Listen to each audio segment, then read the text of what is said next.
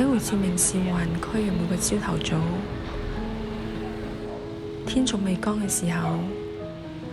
街頭已經飄起一陣熟悉嘅香味。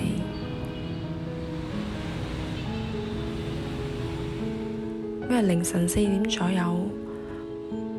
去穿過仲喺沉睡中嘅城市，停喺唔同嘅角落，輕輕咁喚醒都市人新一天嘅開始。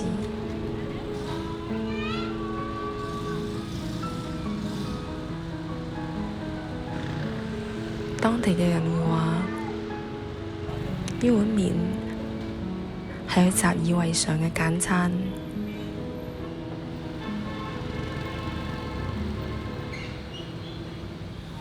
喺外地返嚟嘅人會話，呢啖湯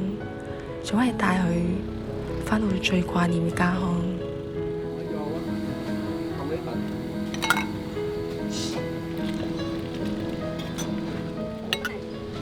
呢啲味道全部都嚟自一架由老匠人手做嘅木製粉麵車，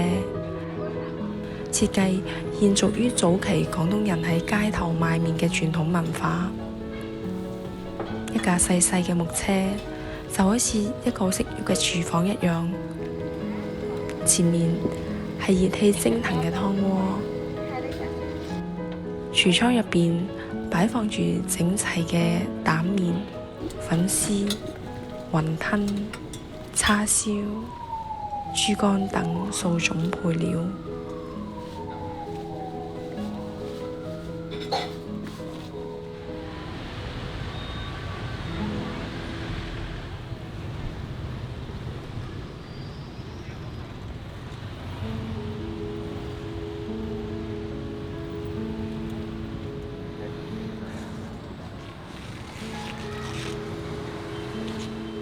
木製粉麵車最迷人嘅地方，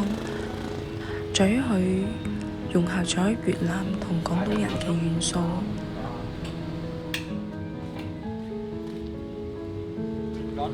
當地嘅華人師傅以廣東製麵技術做出彈牙嘅蛋麵，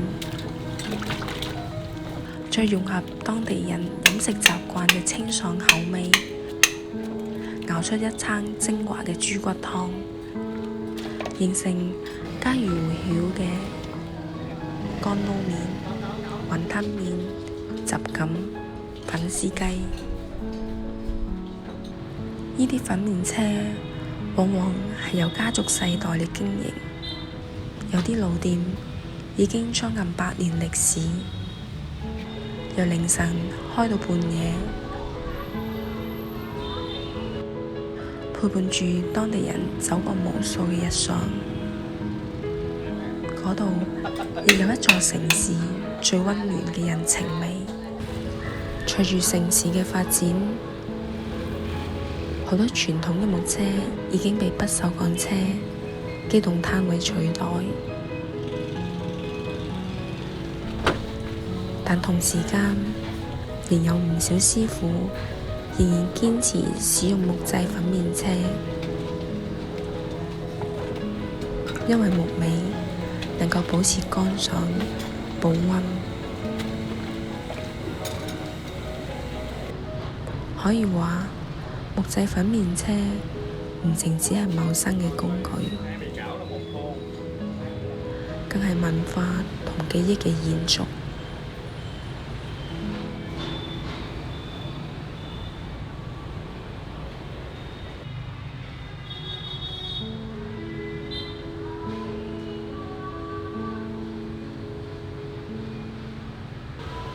喺胡志明市嘅街頭，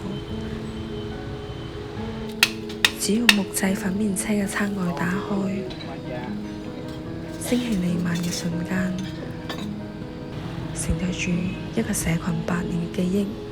憶，就再次被喚醒。一碗麵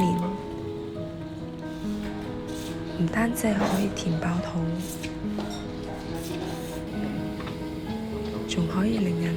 記住自己家鄉嘅味道。